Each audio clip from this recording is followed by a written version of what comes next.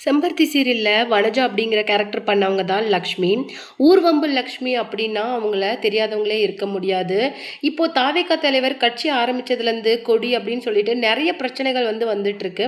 அதிலிருந்தே டிவிகேக்கு ஆதரவாகவும் அரசியல் செய்முறைகள் நீங்கள் எப்படி செஞ்சிட்ருக்கீங்க, இன்னும் எப்படி செஞ்சால் நல்லா இருக்கும் அப்படிங்கிற மாதிரி நிறைய விஷயங்களை தன்னுடைய கருத்துக்களை ஷேர் பண்ணிக்கிட்டு வந்தாங்க அவங்க. அந்த வகையில் இந்த கோயம்புத்தூர் இஷ்யூவுக்கும் அவங்க ரியாக்ட் பண்ணி பேசியிருக்காங்க.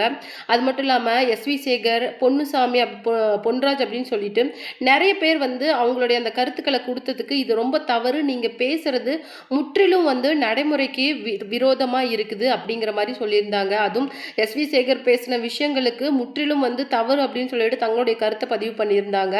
அந்த வகையில் இப்போ நடந்திருக்க இந்த கோயம்புத்தூர் இஷ்யூக்கு பற்றி தன்னுடைய கருத்தை பதிவு பண்ணியிருக்காங்க லக்ஷ்மி. அவங்க என்ன சொல்லியிருக்காங்க அப்படிங்கிறத பற்றி தான் நாம் இந்த வீடியோவில் டீட்டெயிலாக பார்க்க போகிறோம். வீடியோக்குள்ளே போகிறதுக்கு முன்னாடி நீங்கள் நம்ம சேனலுக்கு புதியவராக இருந்தால் மறக்காமல் சிபி ட்ரெண்டிங்கை சப்ஸ்கிரைப் பண்ணி ஃபாலோ பண்ணிக்கோங்க. வாங்க வீடியோக்குள்ளே போகலாம். கோயம்புத்தூரில் நடந்த அந்த 10 வயது சிறுமியோட அந்த கொடூரமான வழக்கு அப்படிங்கிறது இன்னைக்கு அதாவது சமூகத்தில் மட்டும் கிடையாது, தமிழகத்திலேயே மிகப்பெரிய சர்ச்சைக்குரிய ஒரு விஷயமாவே பேசப்பட்டுட்டு வருது. அந்த வகையில் இந்த விஷயத்துக்கு நிறைய பேர் தங்களுடைய கருத்துக்களை தினம் தினம் பதிவு பண்ணிட்டு வராங்க. அந்த வகையில் லக்ஷ்மி என்ன சொல்லியிருக்காங்க அப்படின்னு சொல்லிட்டு பார்த்தீங்கன்னா, 10 வயது சிறுமிக்கு வலி அப்படின்னா என்ன அப்படின்னே தெரியாது. ஏன்னா அது ஒரு சின்ன குழந்தை. அந்த குழந்தைக்கு இப்படி ஒரு அநீதி, அது மட்டும் இல்லாமல் ஒரு கொடூரத்தை செஞ்சவங்க உண்மையிலேயே ஒரு பெண்ணோட வயிற்றுல தான் பிறந்திருப்பாங்களா அப்படின்னு நினைக்கும் போது எனக்கு உள்ளமெல்லாம் அப்படியே நடுங்குது. ஏன்னா அந்த குழந்தைய சித்திரவதை பண்ணினது மட்டும் இல்லாமல் முகத்தை செதுச்சு அப்படின்னு சொல்லிட்டு ஒரு சின்ன குழந்தை அனுபவிச்சிடாத பல கொடுமைகளை அந்த குழந்தைக்கு கொடுத்துருக்குறாங்க. அது மட்டும் கிடையாது, இந்த விஷயத்தில் என்னுடைய கருத்தை பொறுத்த வரைக்குமே நான் ஆரம்பத்துலேருந்து சொல்லிட்டு வர விஷயம் என்ன அப்படின்னு சொல்லிட்டு பார்த்தீங்கன்னா, இந்த ஆட்சியை நாங்கள் தேர்வு பண்ணினதுக்கு ஒரு முக்கியமான காரணமே பெண்களோட முற்றிலுமான பாதுகாப்பு மட்டும்தான். வேற எதுக்காகவும் நாங்கள் இந்த ஆட்சியை தேர்வு செய்யலை அப்படின்னு சொல்லிட்டு ஆல்ரெடி சொல்லியிருந்தாங்க.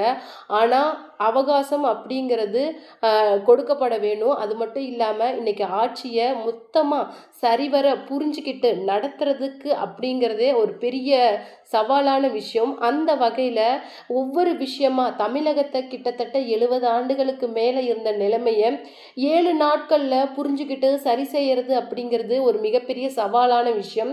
அந்த விஷயங்களையும் ரொம்பவும் சிறப்பாக செஞ்சுக்கிட்டு வராங்க.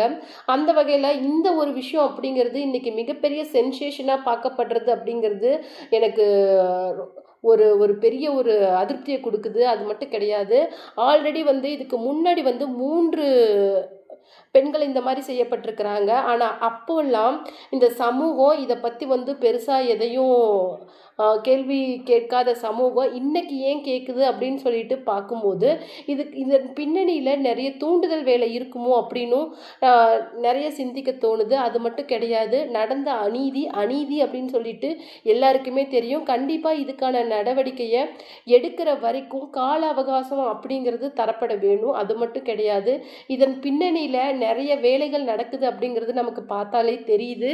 ஆனால் இந்த ஆட்சி முக்கியமாக பெண்களுக்கு மேலும் பாதுகாப்பை கொடுத்தா மட்டும்தான் இந்த பெண்கள் இந்த மாதிரி ஒரு கொடுமைகள்லேருந்து மீட்கப்படுவாங்க அப்படின்னும் சொல்லியிருக்காங்க.